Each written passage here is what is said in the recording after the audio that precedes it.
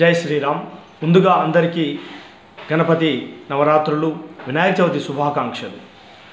విఘ్నాలు తొలగించేవాడు విఘ్నేశ్వరుడు.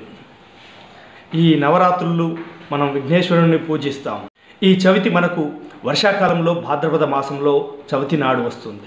ఈ చవితి నాడు మనం మట్టి గణపతినే ఎందుకు పూజించాలనేది విషయాన్ని తెలుసుకుందాం.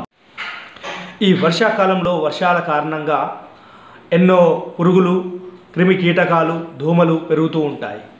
ఈ వర్షాల వల్ల చెరువులు, కుంటలు, వాగులల్లోకి కొత్త నీరు వచ్చి చేరుతుంది.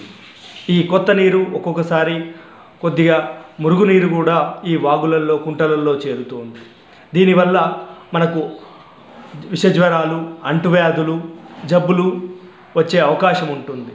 కాబట్టి ఇలాంటి కాలుష్యాన్ని నివారించడానికి మన సాంప్రదాయంలో మన పూర్వీకులు ఈ చవితి నాడు మట్టి గణపతితో చేసిన గణపతిని పెట్టి అత్యంత ఔషధీ గుణాలున్న 21 పత్రాలతో పూజలు చేసి ఇంటిని శుద్ధి చేసి ఆ తర్వాత ఆ పత్రాలను ఆ వినాయకుణ్ణి వాగులల్లో, కుంటలల్లో, చెరువులల్లో నిమజ్జనం చేసేవాళ్ళు. ఆ పత్రాలను కూడా వాటిలో కలిపేవారు. ఈ పత్రాల వల్ల ఈ నీటిని శుద్ధిని చేసి మళ్ళీ అలాంటి అంటువ్యాధులు, జబ్బులు రాకుండా జనాలకు కాపాడేవారు. సో అలాంటి సాంప్రదాయం మన పూర్వీకులు ఎంతో శ్రద్ధతో చేసేవాళ్ళు.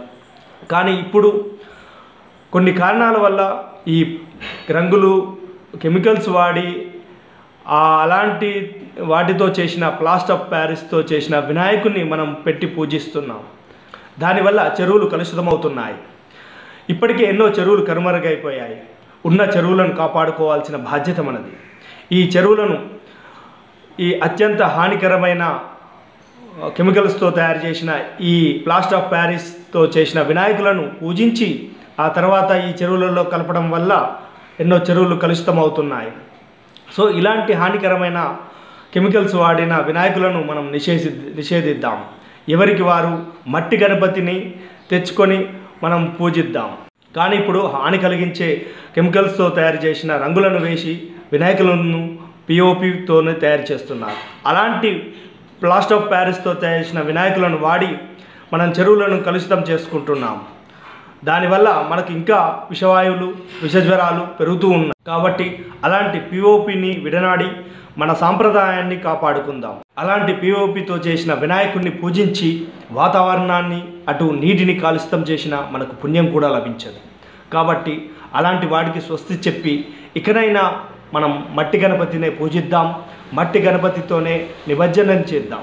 ఎంత పెద్ద గణపతిని పెట్టామన్నది కాదు, ఎంత మనస్ఫూర్తిగా పూజలు చేశామన్నదే ముఖ్యం. ఇక నుండైనా మట్టి గణపతితోనే చేసిన గణపతిని పూజించి ఈ పర్యావరణాన్ని, ఈ మట్టిని, ఈ నీటిని మనం కాపాడుకుందాం. మనమందరము అందులో భాగస్వాములం అవుదాం. జై హింద్. జై బోలో గణేష్ మహారాజ్ కి జై.